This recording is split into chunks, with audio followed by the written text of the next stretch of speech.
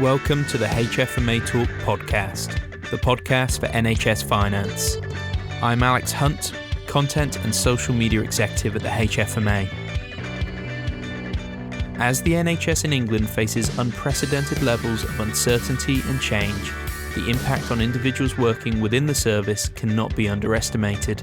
With that in mind, in today's episode, I'm joined by two special guests for an honest conversation about mental health, the importance of recognising symptoms that you may be struggling with, and ways that we as individuals can support ourselves and each other.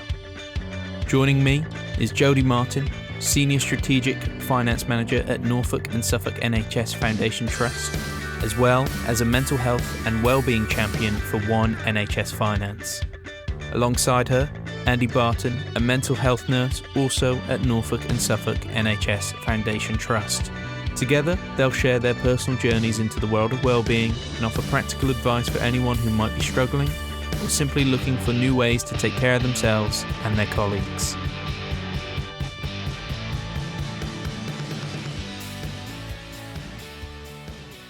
Welcome to the show, Jodi Martin and Andy Barton.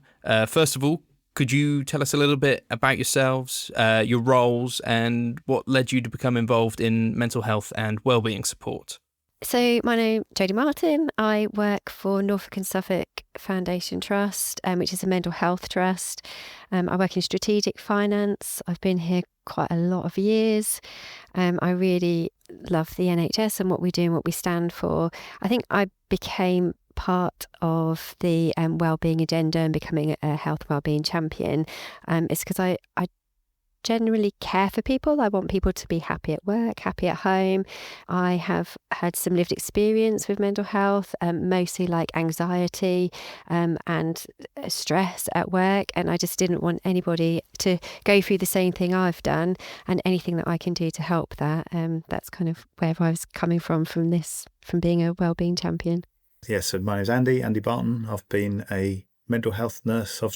I too have worked for NSFT for a number of years. I trained back in 1998 and worked as a mental health nurse, and now as a team leader for the last 10 or 12 years. I currently work in the wellbeing service. What got me into mental health, I think, was very much related to family involvement. My parents were both mental health nurses in what they used to call the good old days. I don't know when they were precisely, but I can remember one summer when I'd finished my A-levels and did rather badly with my A-levels. I then did a trial day on one of the wards at St Clement's Hospital in Ipswich and didn't really enjoy it, but went back for day two and enjoyed it a bit more. And 28 years later, I'm still here. I wondered, what are some of the common mental health challenges that both of you have seen within the NHS? And then I guess for Jodi, it would be particularly those in finance or corporate roles. I think the particular mental health areas that I've seen as well is the pressure that we put on ourselves, the workload that we have as well, and anxiety, stress, those type of things that I definitely see. Yeah, I think I'd agree with that. I think that it feels like the sort of pressure that people are under is a bit more significant at times, and certainly from a young age. I think we can see that with our younger population. But the prevalence of mental health issues amongst society is, I don't know what the specific data is, but we used to say 1 in 4. I think we now sort of confidently say 1 in 3. But in actual fact, all of us suffer some degree of stress and mental health problems at any time in our lives. We may not need the input of services, but I guess that's what today's about, just talking a bit about the resources that we can use that might be available, whether that's via the NHS or elsewhere. But yeah, it certainly feels like the stress people are under nowadays is as high as ever. I know we've got in our in the NHS finance community, of course, we've got people worried about their jobs with what's happening with NHS England and NHS organisations having to cut their corporate costs as well. So I think that's going to be a big thing for lots of people at this time as well. How easy is it to talk about some of these topics? Do you think there's still a stigma around talking about mental health within the NHS, and has that changed over the years? I definitely think there's still a stigma now. I think particularly around men's mental health, I don't think men find it as easy to talk about for lots of different reasons. I think it has improved over recent years, but I still think we've got a long way to go to not have that stigma or the prejudice against somebody with a mental health illness. I think that I'd agree with you, Jodi, that there was certainly pockets of society that struggle still to talk about any sort of vulnerabilities around their mental health. And I think there's been some progress in terms of recognition within the media and within certain, TV programs and certainly some celebrities that have come forward and, very powerfully shared stories and that kind of thing. But, when I think of some of the conversations I've had with older people, sometimes they will sit with their arms folded and say, I don't get stressed. But then you realise that in actual fact that it's just the term. They are under a lot of stress and they are struggling, but they either don't want to be a burden or they don't want to waste anybody's time or just kind of that sort of stiff upper lip kind of stuff. But yeah, there is stigma still exists, but I think that we're slowly moving forward. What are some of the signs that managers and colleagues should be looking out for that might indicate someone is struggling with their mental health? I think if somebody is, if they're really quiet at work, if they're working longer hours, if they're behaving differently as well, if they're angry as well, and they're not normally an angry person, and there's lots of different signs.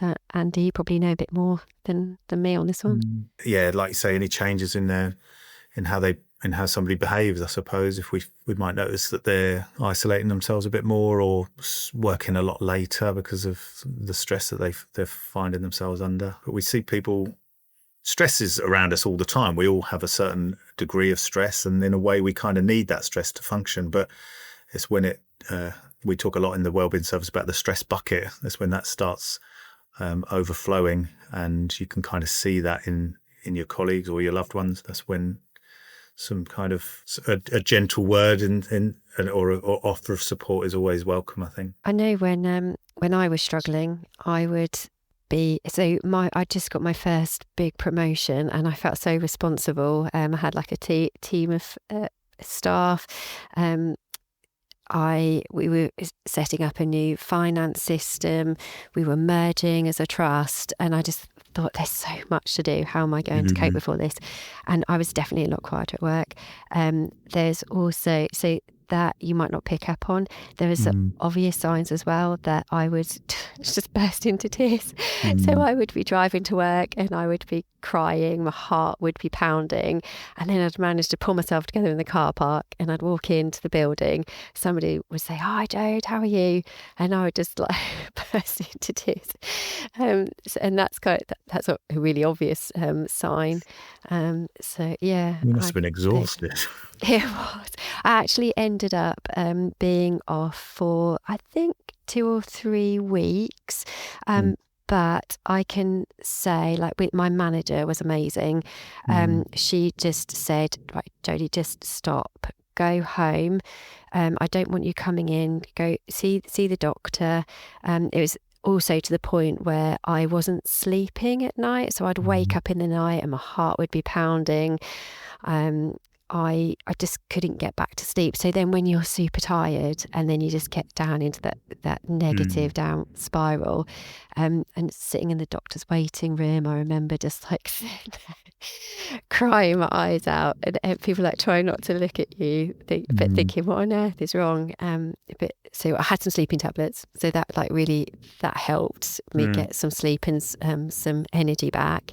But I think the biggest thing for me that helped my recovery is how kind my manager was, and how understanding, and also how kind my team were.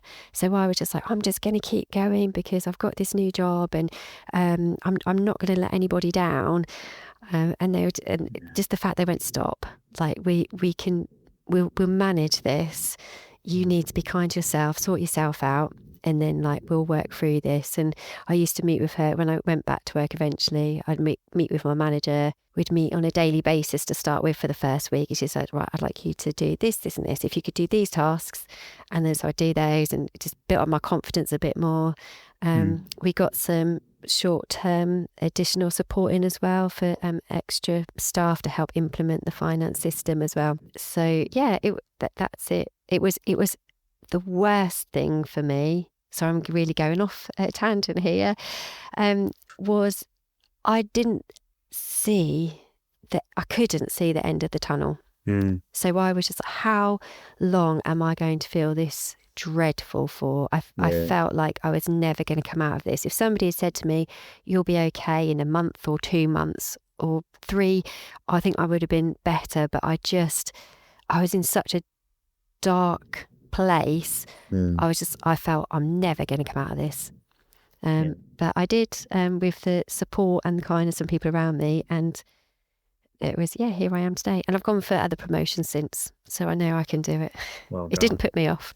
Oh, thank you for sharing that with us. I really appreciate that. Jodi, you are now a mental health and wellbeing champion for One NHS Finance.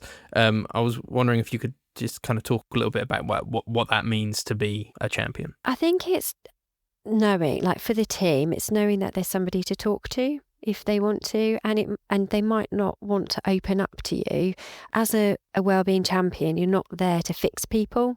You're there to give your support, show compassion and kindness, but if they need further help or they would like to, they'd like some more information, that's sort of the role that I do as well. But I also, it's about being proactive, just chatting to people in the office, either online or in the office, and kind of say, how are you today? And then, how are you really? And you might pick up on things that people are talking about, like that's happened at home or something else, and just kind of say, how did that make you feel? Are you okay? Or do you want to go for a coffee? But it's just having that one person there that you can is there for you and is in your corner. And what kind of support or interventions have you found to be most effective? I assume obviously just talking is one of, and asking how people are is one of the main ones. Are there any others? For me, talking to people I think is the biggest intervention, and kind of picking up on those signs. Some people might not realise themselves at the time that you're talking to them, that actually they are struggling a bit, that it might be a bit of a subconscious thing for them. And then you could say, have you thought about this? Or I know so-and-so has been through a similar thing. It might be worth having a chat with them and listening to them. If people are ready and they want to talk to you, it's listening. And I think that really helps. So, yeah. And I'll come to you, Andy, I guess, with your experience in talking therapies.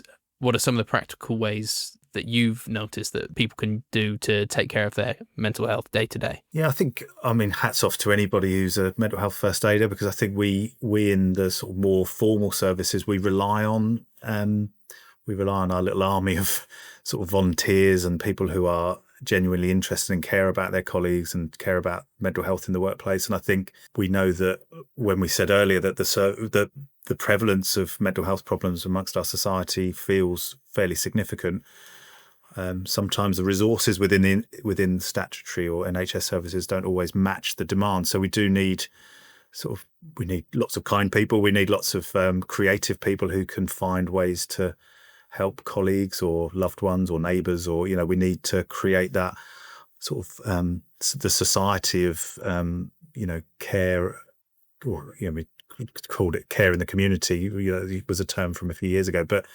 there is a real genuine passion amongst some people, like as we've heard from Jodi already. So I think talking is an obvious thing to mention. That's obviously a first place to start, but it's sometimes people don't feel able to, and I think it's allowing people to know that you're available, and that's always a good place to start. You're available and you're consistent, and you're interested in them, because I think sometimes when people start to feel isolated or burdensome, or they're wasting people's time, that's when some fairly significant thoughts can creep in, and we can see some awful consequences of that. So I think in those early days, if people are genuinely interested in how that person's doing, whether it's a colleague or a friend or anybody, that goes a long way. That kindness is always a really healthy place to start. I guess at the moment, many NHS staff are facing a great deal of uncertainty right now, especially with the potential impact on jobs and structures.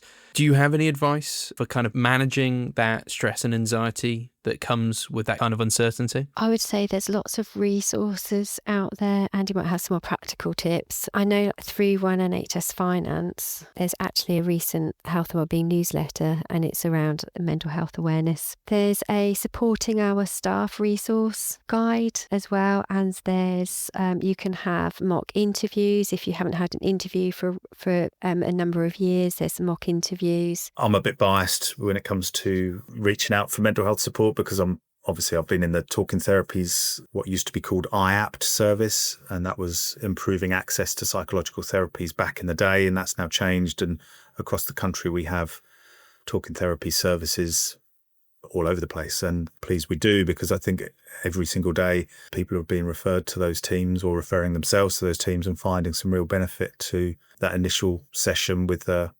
psychological member of staff. And that is a good way in for all kinds of help, because in that first conversation there can be CBT treatment that's offered, or some counselling, or even signposted to other organisations or apps or all sorts of things that can be helpful to people. So I think when it comes to struggling and feeling overwhelmed, that's always a good place to start. Wherever you are in the country, if you just Google talking therapies, NHS, or you go along to your GP and ask them, they would know about them, and it's always free. And I think that's a big part of it, particularly if people are struggling with the balances of finances and everything else. So one of my main jobs over the last few years has been to improve people's awareness of this service through workplaces. And the irony is, some of the most stressed staff we have at times work within the NHS. So we will often attend departments within colleagues, with colleagues within different buildings and departments, and we can see that sometimes those preconceived ideas about, well, you're already in the NHS, you must know about us, that's not always true. So yeah, I'm a big fan of that, but I am biased because I do work with them and I see the good work that goes on every single day. So I'm very passionate about that. Is it okay to add that what's in the Supporting Our Staff document, it's got details about free wellbeing webinars, networks, peer support schemes, there's practical toolkits and publications as well. So there's lots in there to help people for different things. Maybe instead of somebody struggling, you are somebody who has noticed somebody struggling. Maybe it's a colleague or another member of staff. And sometimes it's not easy to go up to people because you might feel like you're overstepping, or you don't want to come across as if you're trying to fix everything. Do you have any advice for people who maybe want to help somebody that they've noticed might be struggling with their mental health and well-being? If it was me, I would probably ask if they wanted to go for a coffee first, and just kind of try and open up the chat like that. I think the question is like, how are you? How have things been? And then how are you really? Because if people say, "Oh, how are you?" or "Are you okay?" they're like, "Yeah, okay, great." And then they don't always expect that. How are you really? You can't make somebody open up to you and talk to you, but I find like in lots of circumstances that would work. I'm not sure, Andy. What would be the next? People still worry about what others think of them, don't they? And it'd be great if we could get to a point beyond that. Yeah, you're absolutely right, Alex. I think it's okay to acknowledge that it's difficult. I think that, I've been a mental health nurse for 24, 25 years, and I still sometimes struggle to know the right time to ask somebody if they're okay or how they're doing. And I'm in the field, this is the, if you've worked in a very different organisation, or you're not particularly aware of the mental health world, it can feel like a really challenging thing to do to approach somebody. So I think it's okay to acknowledge that it's difficult. But I think one thing I would say, that you would never make things worse for somebody by asking how they are. You may not get an honest response. You might get somebody saying, "Yeah, I'm fine," but that's okay. That's just that's still allowing that person to realise or to recognise that you have recognised something in them. And that might just sow the seed a little bit for the following week. If you say, "Look, I've just noticed again that you've been having your lunch in your car when normally we'd see you in the canteen, or you've not been joining the kind of normal, the running of the office or the normal sort of social side of things." People's behaviour tends to be fairly significant at times like that when they're struggling. So I think having that confidence and that feeling, and that certainty that you will not make something worse by approaching somebody is a key thing. And we've sometimes had that concern when we've been to different organisations. People say, well, the common kind of phrase that we hear is it'll open a can of worms, or it will be, or I'll hear stuff that I don't know how to deal with. And I think that's a lack of confidence. But in actual fact, as a human being, you will know how to respond to that. You will know that there are ways to support somebody through a difficult time, even if you don't know all the technical resources or advice to give. Just that interest in someone and that honesty. You can say to someone, I don't know what to say, but I can see that you're struggling, and I'm here for you. And if there's anything I can do to help, I want you to know that I'm available. So coming from that place of humility and honesty, that's always a good safe space to be in, I think. I think if anybody's out there listening that is still in the place where you don't feel confident or comfortable to speak to somebody about it, I'd say, wouldn't you want to know if it was your partner or your friend or your colleague? You would want them to open up to you. So there shouldn't be a difference. Like they would want to know the same as you. If you are struggling with your mental health, it absolutely doesn't mean that you're weak or incapable. It's asking for help and navigating those challenges takes immense strength, and you will, once you start making having those conversations and opening up, I can almost guarantee that you will feel so much better, like instantly. That relief will just be. What kind of role do you think leaders and line managers play in creating a culture that supports well-being, making it easier for people to open up? I think they have a massive role to play. I think they almost need to lead the way. They need to lead by example.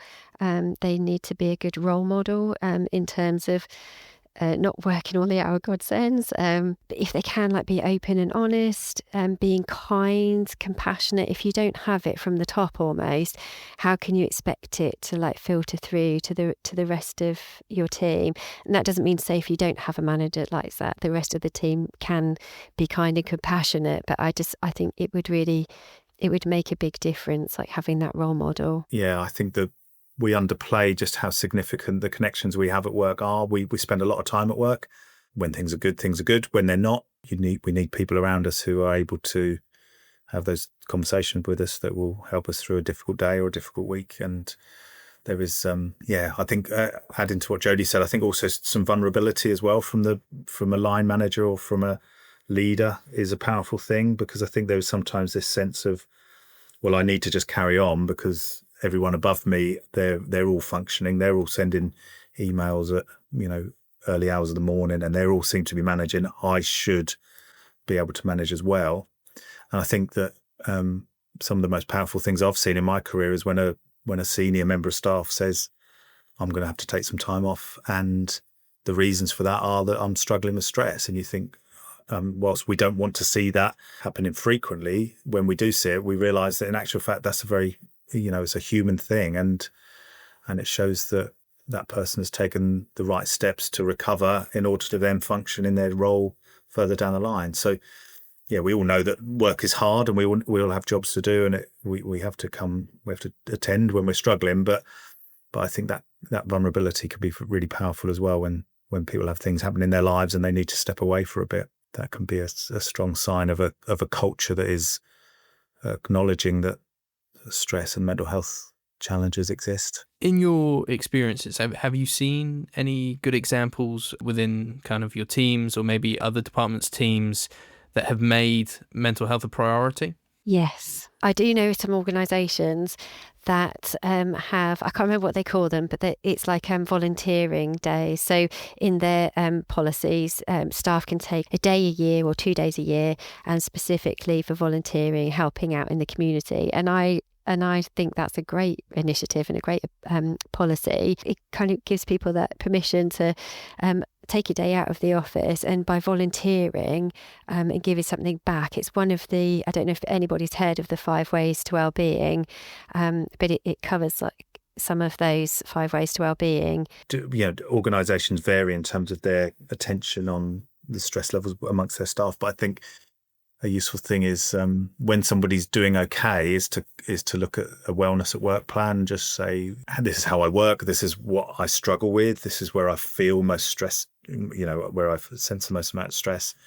But also if things are going wrong, this is what I require from the people around me. So this is how I best communicate, or this is how I'd like to be approached with certain things. And that can be quite helpful, particularly if someone starts to struggle. We also had, it's a few years ago now, we had a volunteering day. So rather than an away day, as a team, there were some of us volunteered to help in a garden, help tidy up a garden at a local hospice, and it was a great day. It was like so good for team building. I felt really good at the end of it. I was kept active. I learnt new things, what's a weed and what's a plant, and what I shouldn't pull out. And yeah, I couldn't highly recommend that as well, depending where you volunteer. But that was a great day. I need you down at my allotment, Jodi. Difference Oh, between a we weed can and a volunteer. I'll plant, get the but team together. We'll come down. I think if you're part of an organisation, you listen to this thinking, we don't have that. We're really busy. We don't have that opportunity to step away. We have to just keep going, and there's no sort of away days or days to ourselves. There are still things that you can do within the course of your day, and there are, if you're not referred to an organisation, or you're not having some input from something like the wellbeing service or talking therapy service, there's all sorts of apps you can download, and you can still manage to create some space to have time away, whether it is just going to a different room for a quarter of an hour over your lunch break, or at the start or at the end of each day, having that sort of routine where you're just sort of stepping away from emails, you're stepping away from the stresses of daily life. And I think that we're seeing that a lot more. We're seeing things like Calm app or Headspace. Those kind of things are worldwide now and quite powerful. So there are little mini things that you can do within your day to help with your stress levels, and they're all very, very evidence based. I think sometimes people struggle with them, and they'll say, I can't be doing without, I can't step away, I'm not, mindfulness isn't for me. But it's like anything. It's like if you joined a gym, or if you went, you wanted to start running 5K, you have to practice. And I think it's the same sort of thing with something like mindfulness. It takes a few tries before you can get your head into it and get used to that kind of approach. If you could give one message to NHS Finance staff about looking after their mental health, what would it be? Oh, I would say be kind to yourself and don't feel bad about it. Sometimes we take time out and then we're like, oh, I need to do this for work, or this needs to be done. Enjoy your time away from work. Myself and my husband, we both work part-time, but we call them wellbeing days. So I have like my Monday wellbeing day, and Paul has his Friday wellbeing day, and I don't feel bad about it. I really enjoy them, and I just think appreciate the time that you have away from work. Do nice things, be kind to yourself, and don't feel guilty about it. I like that. I might end up trying to sort of sneak two in along the same lines as Jodi. Work-life balance is something we talk about a lot, but we often don't know what that looks like or don't know how that feels. So I think finding something for yourself, even just time on your own, I think can be healthy outside of work. And it doesn't even have to be anything particularly energetic or particularly exciting, but just something that makes you feel able to switch off from work. I think that's important. But my second one, if I can do a buy one get one free, is please do, if you're struggling, do check out your most local talking therapy service. So just Google NHS talking therapy or talking therapies and see what's available, because I would 100% recommend giving it a go, because you've got nothing to lose. There's always somebody who wants to hear how you're doing and try and give some advice. Well, if Andy's having to, I'd like to, please. There you go. That's great. I would say talk to somebody. It doesn't have to be like necessarily about your mental health. It's just connecting with somebody. I mean, the whole theme for the Mental Health Awareness Week or month is about community, isn't it? So talk to somebody, connect with somebody, and that is a good way of healing, helping with your mental health as well. Have a laugh. Yeah, definitely.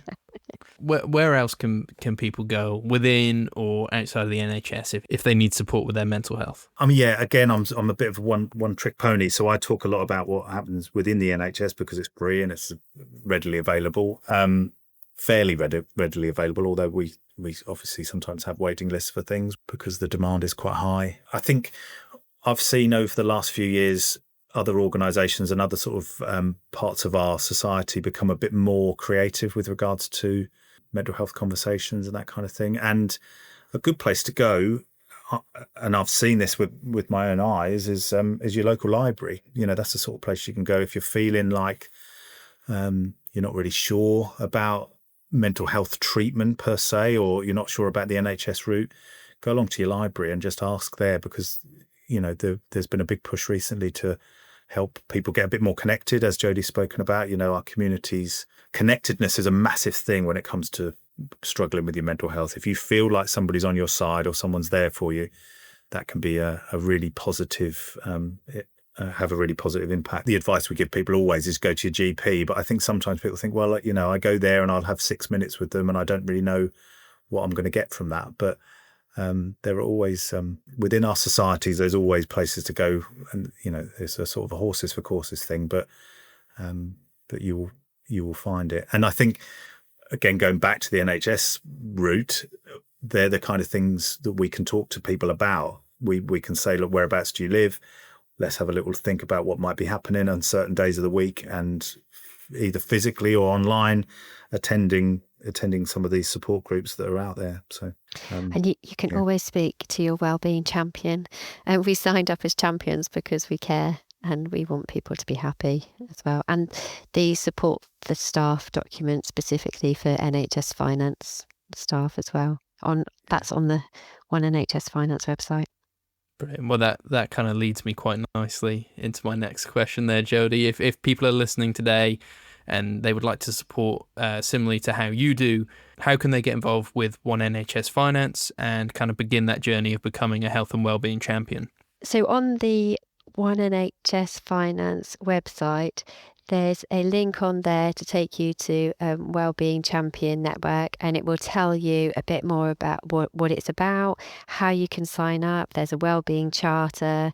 I don't want people to have the misconception that we're here we're expected to fix things. It's not like that at all. We're like there as a contact for signposting, for connecting people as well.